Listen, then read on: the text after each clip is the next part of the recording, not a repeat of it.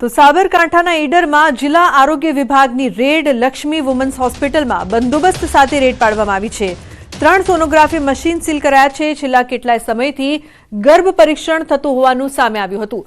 તો જિલ્લા આરોગ્ય વિભાગની ઈડરમાં સફળ રેડ બાદ અધિકારીઓના મોબાઈલ બંધ થયા છે। ઈડર તાલુકા હેલ્થ ઓફિસર સહિત જિલ્લાના આરોગ્ય વિભાગના અધિકારીઓના ફોન બંધ થતા ચર્ચાનો વિષય। અધિકારીઓએ 4 કલાક કરતા વધુ સમય સુધી પોલીસ બંદોબસ્ત સાથે હોસ્પિટલમાં સર્ચ હાથ ધર્યું હતું। તો હોસ્પિટલમાં કાર્યવાહી બાદ અધિકારીઓના ફોન બંધ થતા ભીનું સંકેલાયાની આશંકા।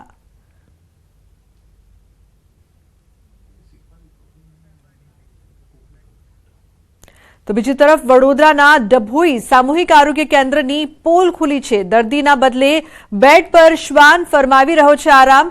આ સામૂહિક આરોગ્ય કેન્દ્ર છે કે પછી પશુ દવાખાનું? સામૂહિક આરોગ્ય કેન્દ્રમાં સ્વચ્છતાનો પણ અભાવ જોવા મળી રહ્યો છે।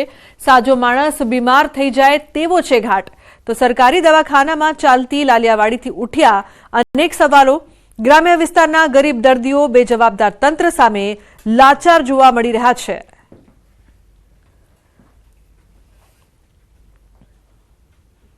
અને મહત્વપૂર્ણ સમાચારની વાત કરીએ તો સ્થાનિક ચૂંટણીના પરિણામ બાદ રાજીનામાનો દોર। રાધનપુર પાલિકામાં હાર બાદ કોંગ્રેસ નેતાનું રાજીનામું। રાધનપુર શહેર મહિલા પ્રમુખે આપ્યું છે રાજીનામું। જ્યોતિબેન જોશીએ રાજીનામું આપ્યું છે। તો શહેર પ્રમુખ ડોક્ટર વિષ્ણુ ઝુલાના રાજીનામા બાદ વધુ એક કોંગી નેતાનું પક્ષમાંથી રાજીનામું। સામાજિક અને અંગત જવાબદારીઓનું કારણ ધરીને રાજીનામું આપ્યું છે।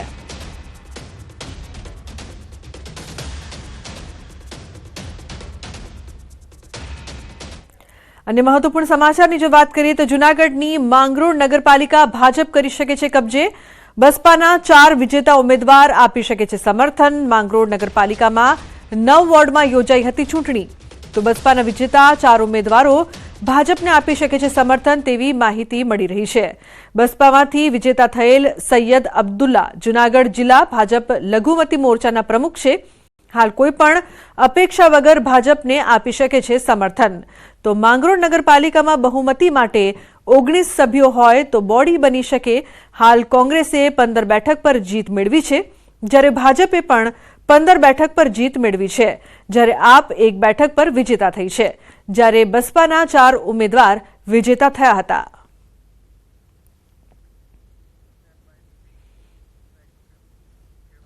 તો રાજ્યમાં તસ્કરોને જાણે કાયદાનો કે પોલીસનો ડર જ ન હોય તેમ બેખોફ બન્યા છે। ક્યારેક રહેણાંક મકાનને નિશાન બનાવી ઉઠાંતરી કરે છે, તો ક્યારેક દુકાનમાં ગ્રાહક બનીને મોટી ખરીદીના બહાને દુકાનદારને ભોળવી ચૂનો લગાવીને ફરાર થઈ જાય છે। સુરેન્દ્રનગરમાં પણ 3 થી વધુ મકાનમાં તસ્કરો સોનાના દાગીના સહિતની ચોરી કરીને ફરાર થઈ ગયા। તો બીજી તરફ દ્વારકાના ખંભાળિયામાં પણ તસ્કરોએ સોના ચાંદીના દાગીનાની ચોરીને અંજામ આપ્યો। પરિવાર પ્રસંગમાં ગયો હતો અને પાછળથી ચોરોએ તરાપ મારી ફરાર થઈ ગયા। તો આ તરફ ભાવનગરમાં ઇલેક્ટ્રિક દુકાનમાં ગ્રાહક રૂપે આવેલી મહિલાઓ 21,500 થી વધુ કિંમતના વાયરની ચોરી કરીને ફરાર થઈ ગઈ। હવે સવાલ એ ઊભો થાય છે કે તસ્કરો સીસીટીવીમાં કેદ થાય છે, સીસીટીવીના આધારે ઝડપાઈ પણ જાય છે, તેની સામે કાર્યવાહી પણ કરવામાં આવે છે, છતાં આ તસ્કરોને કેમ કોઈ ડર લાગતો નથી? આવા અનેક સવાલો લોકો ઉઠાવી રહ્યા છે।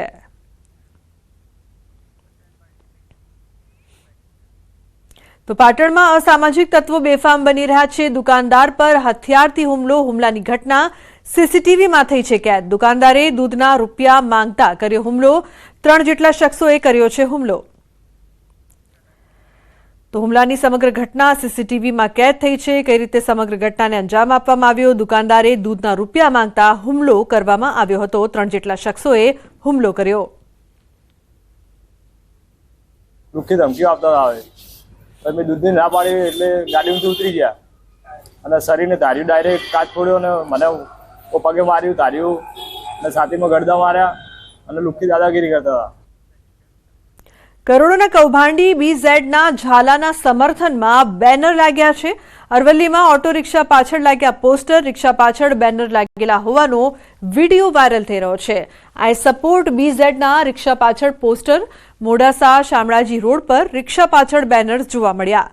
તો પોન્ઝી સ્કીમના આરોપમાં છે જેલમાં ભૂપેન્દ્રસિંહ ઝાલા। ખાસ વાત તો એ પણ છે કે અગાઉ પણ અરવલ્લીમાં જ રસ્તા પર BZના સમર્થનના બેનર્સ લાગ્યા હતા। તો સુરતમાં ખંડણીખોરોની હવે ખેર નહીં, પાલિકાના મહિલા કર્મચારીની છેડતી અને બદનામ કરવાનો મામલો સામે આવ્યો। લાલગેટ પોલીસ દ્વારા 2 ગુના દાખલ કરીને 2 આરોપીઓની ધરપકડ કરવામાં આવી છે। એકને જેલ ભેગો કરવામાં આવ્યો છે, જ્યારે અન્ય એક ખંડણીખોરને સાથે રાખીને પાલિકા કચેરીમાં ઘટનાનું રિકન્સ્ટ્રક્શન કરાયું છે। આખા ઝોનમાં ફેરવી પાલિકા સ્ટાફ સમક્ષ માફી મંગાવી આરટીઆઈની આડમાં અધિકારીઓ અને બિલ્ડરોને રંજાડતા હોવાની ફરિયાદ। જામાં આરોપી શેખ મોહમ્મદ શાકિર શબ્બીર શેખ અને મુશ્તાક બેગની ધરપકડ કરવામાં આવી છે।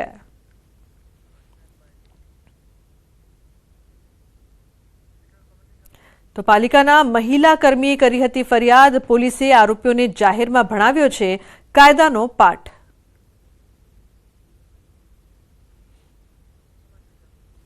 તો ખંડણીખોરોની હવે ખેર નહીં, જે પ્રકારની ઘટના સામે આવી છે।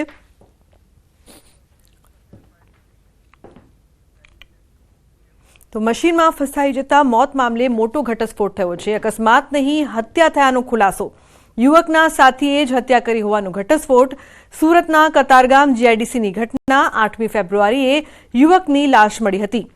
પીએમ રિપોર્ટમાં હત્યા કરાયાનો ઘટસ્ફોટ થયો છે। મૃતક યુવકના સાથીની શંકાસ્પદ હિલચાલે ઘટના ઉકેલી। સાથે રહેતા યુવકે જ હત્યા કરી હોવાનું બહાર આવ્યું છે। આરોપી રજ્જબ અલી અંસારીએ હત્યા કરી હોવાનું સામે આવ્યું છે। તો કતારગામ પોલીસે આરોપીની ધરપકડ કરીને કાર્યવાહી આરંભી છે। અન્ય સમાચાર, અમદાવાદથી ગોતામાં BMW કાર બની બેકાબુ। બેકાબુ બનેલી BMW કાર ડિવાઈડરની ફેન્સિંગ તોડીને ડિવાઈડર પર ચડી। ટ્રાફિક પોલીસે ઘટના સ્થળે પહોંચી તપાસ હાથ ધરી છે। તો ટ્રાફિક ક્લિયર કરવા કાર હટાવી લેવાઈ। BMWના અકસ્માત બાદ અકસ્માત જોવામાં ટ્રાફિક થતા અન્ય વાહનોની પણ ટક્કર થઈ ગઈ।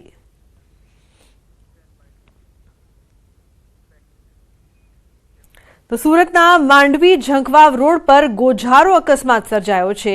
બોલેરો પિકઅપ અને ટ્રક વચ્ચે અકસ્માત થતા 3 શ્રમિકના મોત નીપજ્યા છે। 6 ઇજાગ્રસ્ત લોકો સારવાર હેઠળ છે। તો ત્રણેય મૃતક ઉમરપાડા તાલુકાના નિંદવાણ ગામના હોવાનું સામે આવ્યું છે। માંડવી પોલીસે ત્રણેય મૃતકનો કબજો મેળવીને પોસ્ટમોર્ટમ કરાવવાની તજવીજ હાથ ધરી છે। માંડવી પોલીસે અકસ્માતે મોતનો ગુનો નોંધીને વધુ તપાસ હાથ ધરી છે।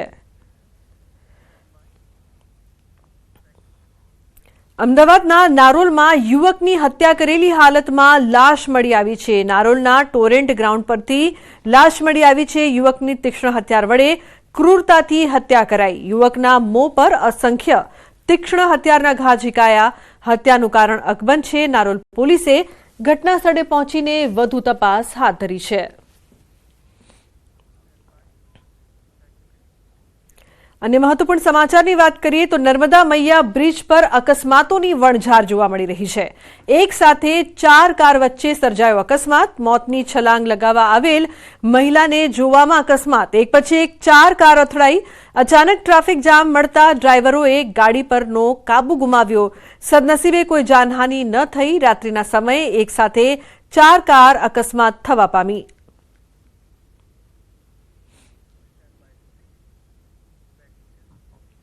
તો રાજકોટ જિલ્લા પોલીસ વડાની કડક કાર્યવાહી। ગ્રામ્ય પોલીસે કેરાળા ગામેથી 17,87,300ની વિદેશી દારૂની બોટલ ઝડપી પાડી છે। ફરજમાં બેદરકારી દાખવવા બદલ પીઆઈ સહિત 3 પોલીસકર્મીને સસ્પેન્ડ કરી દેવાયા છે। કેરાળા ગામે મોટા પ્રમાણમાં દારૂ પકડાયા બાદ જિલ્લા પોલીસ વડા હિમકરસિંહે કડક કાર્યવાહી હાથ ધરી છે।